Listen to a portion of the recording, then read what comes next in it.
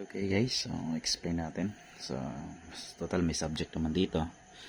So explain natin kung paano tayo mag first diagnose ng printer just in case po na magkaroon kayong error kahit kayo ay technicians or kayo ay malakas ang loob, gusto nyong kalikutin yung sarili yung printer. So ito, meron tayong mga basic at saka medyo core. Ayan, so doon muna tayo sa basic. Okay, so kanina yung first video nito, ito sa customer ko. So nag-diagnose muna ako ng checking, nag-print muna ako, test print muna tayo using by nozzle checking. Tama, nozzle checking. So nozzle checking, yung nag-nozzle checking ako ay nagkaroon ng paper error kagaya niya. Ayun. So doon ko na-detect kung ano yung sira. Halimbawa, kung hindi naman kompleto yung details sa sinasabi ng owner, or hindi ka satisfied, or kulang yung reference, information, history, so at least meron ka pa rin nun. Kailangan mo pa rin tanongin sa may-ari.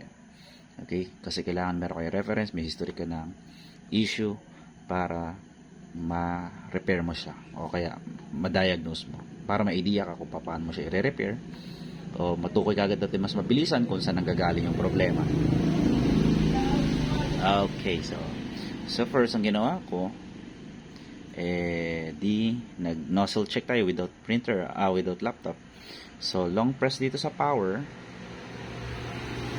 long press dun sa, dito na nga, papakita ko na nga. So meron tayo dalawang button dito, diagnose button or configuration button at saka power. So pagsabayin nyo lang siya ng 10 seconds and then magno-nozzle print siya. So pag nag-nozzle print, na-detect nyo na nag-print siya, wala namang problema sa paper guide, sa paper feeding, walang problema, o di okay. So yung paper guide natin is okay. Tapos i-check nyo naman kung may problema naman sa ink. Pag natapos yung nozzle print, check nyo naman kung may problema sa ink, sa print. Doon natin ma-identify kung may problema o wala. Kagaya niya, nag-checking tayo. Ayan. So ito yung mga basic step. So dito naman, kompleto naman yung nozzle. Meron black, yellow, magenta, tsaka cyan. So kompleto naman, wala siyang broken line o tinatawag natin na nozzle line. So wala naman siyang nozzle line. Okay naman siya. Good yung printhead. Wala tayong problema sa printhead. Okay.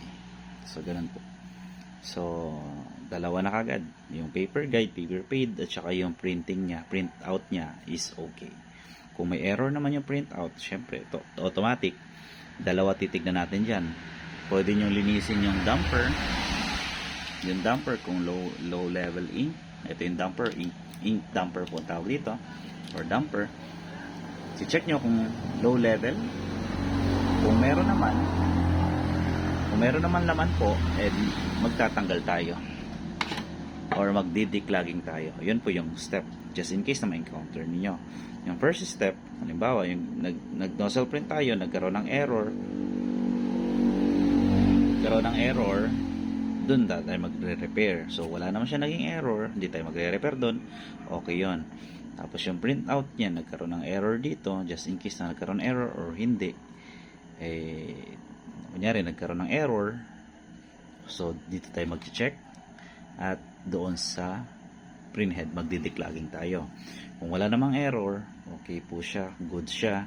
Tapos upon checking naman, sige, ito dalawa kasi major, yung feeding at saka yung printing. Ayan. Okay. So yun po yung dalawang major, basic at saka major. Ayan po, just in case. Okay, so wala na pong problema, settle na tayo doon. So pag halimbawa iba naman ang issue, i-check naman natin. Okay, so kung wala namang issue, okay naman. So checking nyo pa rin. First, i-check nyo muna yung dito niya, yung kanyang paper, yung tray o yung dinadaanan ng paper guide o yung paper guide, kung siya ay overleak. Punasan nyo para hindi madumi yung papel. Okay, patatlo. Sunod naman, pag medyo bumabagal ang pagkagat, paapat, lilinisin nyo itong kanyang rolling pin at saka rolling bar. Yung rolling bar yung sa ilalim, yung rolling pin itong nasa ilalim. Tapos included na rin po yung pick up rubber lower yung nasa ilalim na yon, at yung upper ito po. So kapag ang papel ay delay kumain, number 4 po yun, pag delay kumain, dito lang po kayo mag-check, at dito do sa dalawang rubber. Pwede po yung may alikabok, pwede may chalk, pwede may ink, or basta madulas. Basta pupunasan lang po natin ng moisture na may alcohol, tapos linisin nyo yung rubber para. Tapos kung dito naman nagkakaroon ng line sa printing nyo, naguguhit na parang ganito, so linisin nyo rin po yung area. Ganon din dito. Okay, actually kasama to sa number 1 na topic.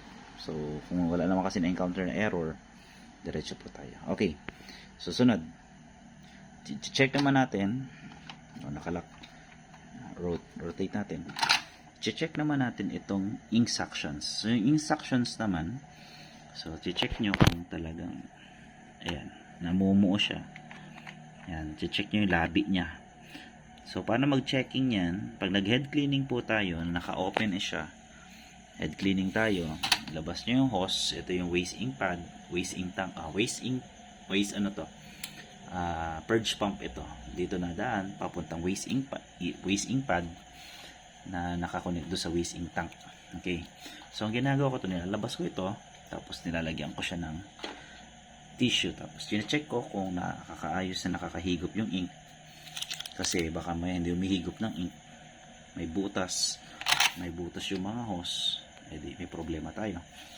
Okay, so yun ang gagawin nyo, bubuksan nyo lang po, tapos head cleaning, or kahit di kayo mag head cleaning, i-turn on nyo lang, dudura po yan. Pag dumudura yung purge pump, ayos yung ink suction, ayos yung purge pump, okay yung ink natin. Kasi kadalasan okay, pero hindi naman naglalabas ng ink. So ibig sabihin, magkakaroon kayo ng nozzle line. Connected pa rin po dito yan sa padalawang topic natin. Magkakaroon siya ng nozzle line kasi nga hindi nakakahigop ng ink. Okay? So make it sure yung damper ay perfect na merong laman.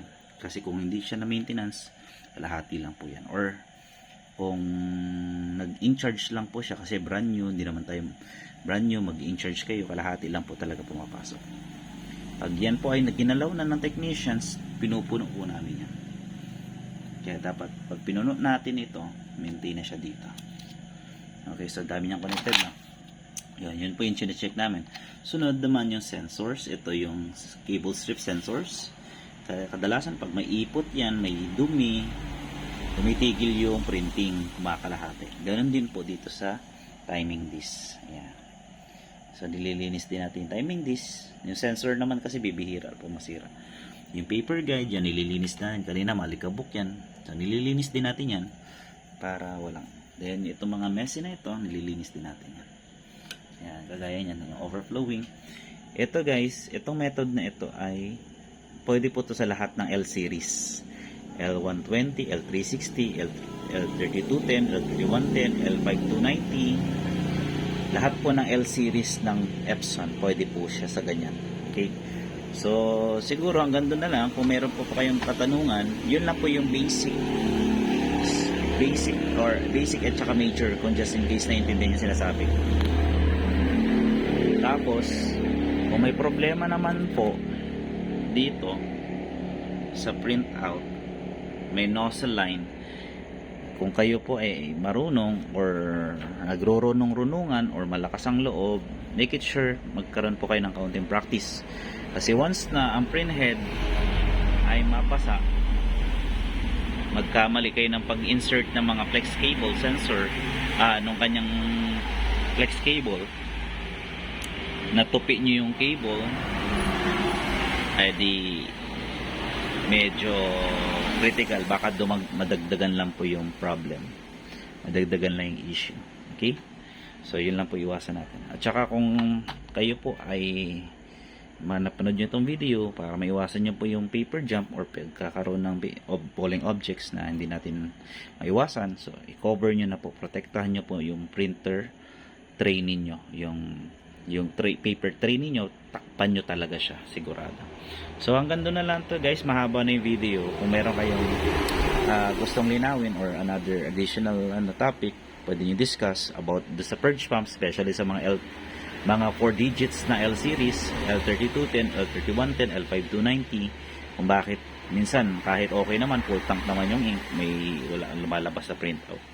So, di-discuss ko po sa inyo yung susunod na discussion natin. Kailangan kasi meron tayong example, meron tayong object. So, ito kasi na merong customer nagpagawa. So, kayo na i-demo ko. Okay, so maraming salamat guys. See you on my next video. And don't forget to like and share and subscribe. Just comment kung meron kayong question o meron kayong gustong pagawang video about do sa make it sure specific yung inyong sasabihing issue para mas mabilis natin maintindihan. Okay? So God bless and see you in my next video. Goodbye.